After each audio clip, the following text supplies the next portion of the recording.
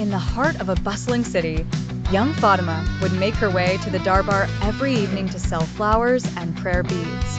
As the sun dipped below the horizon, she gathered her items, ready to return home, when a young man suddenly stepped in front of her.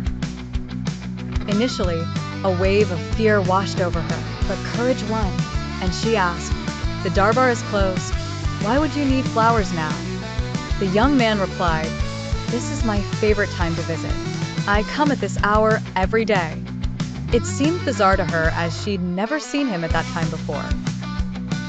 Wanting to make her way home quickly, she didn't question him further. As she walked, darkness began to envelop the streets.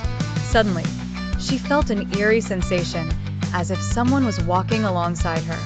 She glanced around but saw no one. A deep voice resonated, "Adjust your hijab." Startled, she halted in her tracks, but no one was in sight. Frightened, she hastily fixed her hijab and quickened her pace towards home. Arriving at her doorstep, she pounded on the door. Her mother answered, her face flooded with concern at Fatima's pale appearance. "What happened to you? Why are you so frightened?" But Fatima remained silent, knowing she'd be forbidden from working if she spoke the truth. All she said was, "Mom, you always say we should be home by Maghrib." That night, a strange dream visited Fatima's sleep. A blurred face with intense eyes and the same voice echoed, "Make sure your hijab remains intact from today." She woke abruptly, relief washing over as the call to prayer filled the air. As she performed ablutions, a comforting fragrance surrounded her. Her mother claimed, "I smell nothing." Returning to the darbar the next day, the atmosphere felt different.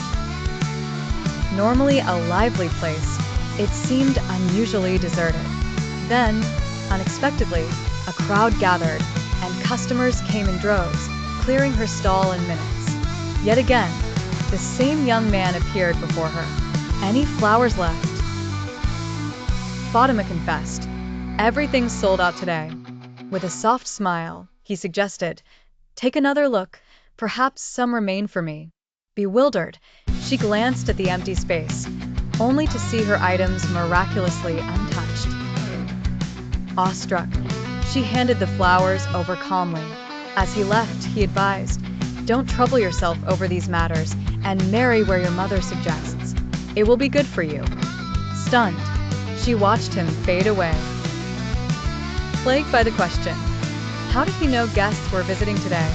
Shoving aside her musings, she packed her things, setting out for home.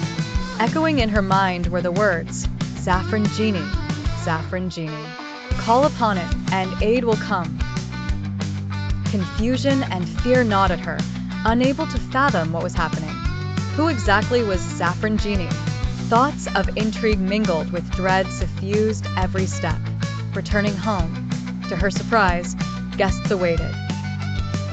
Her mother summoned her to change quickly, overwhelmed with the news. All prior thoughts dissolved into oblivion. In fresh attire, she joined the guests, eyes downcast. A woman's voice cut through the chatter. "So beautiful." At this, a shy smile escaped her lips. Turning to the young man, the woman inquired, "Zafran, what about Fatima?" The name jolted Fatima as it struck her ears. In haste, she glanced up, astonished to find the youth who'd frequented her stall before her. Words tumbled out unbidden. "Mom, it's that boy." Startled, her mother and the guests turned to her. Curious, her mother queried, "Which boy, Fatima?" Before she could respond, her heart raced. Trying to rationalize, she couldn't comprehend how it could be him. Zafran chuckled lightly. "Fatima, you recognize me now." His remark evoked a mixture of disbelief and trepidation within her.